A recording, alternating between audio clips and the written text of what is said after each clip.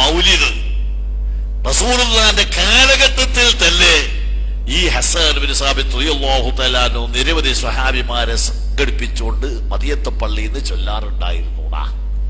റസൂലുള്ളാഹിന്റെ കാലത്ത്, മരണത്തിന്റെ ശേഷമുള്ള ആണ്ടല്ല, ജന്മദിനത്തിൽ റസൂലുള്ളാഹിന്റെ കാലത്ത് തന്നെ സഹാബിമാരെ പങ്കെടുപ്പിച്ചുകൊണ്ട് ഹസ്സാൻ ബിൻ സാബിത്ത് ചൊല്ലാറുണ്ടായിരുന്നു. റസൂലുള്ളാഹിന്റെ വഫാത്തിന്റെ ശേഷവും അബൂ ഹുറൈറ തുടങ്ങിയ മഹാന്മാരായ സ്വഹാബിമാരെ പങ്കെടുപ്പിച്ച് ഹസ്സാൻ ബിൻ സാബിത്ത് റളിയല്ലാഹു തആല അൻഹു മദിയത്തെ പള്ളിയിൽ നിന്ന് മൗലിദ് ഓതി.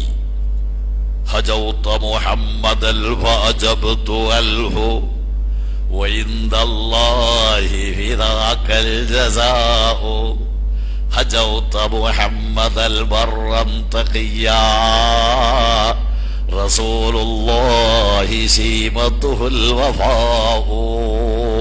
അല്ലാഹുവിന്റെ റസൂലിന്റെ മഹത്വങ്ങളും അതോടൊപ്പം അല്ലാഹുവിന്റെ റസൂലിനെ ആക്ഷേപിക്കുന്നവർക്കുള്ള മറുപടിയും രണ്ടും കൂടി സമ്മിശ്രമായി ഉൾക്കൊള്ളിച്ചുകൊണ്ട് അല്ലാഹുവിന്റെ റസൂലിന്റെ മൗലിദ് റസൂലുള്ളാഹിന്റെ കാലത്ത് തന്നെ ഹസ്സാൻ ബിൻ സാബിത്തും അബൂ ഹുറൈറ തുടങ്ങിയ സ്വഹാബിമാരുടെ നേതൃത്വത്തിൽ മദീനത്തെ പള്ളിയിൽ നടന്നു.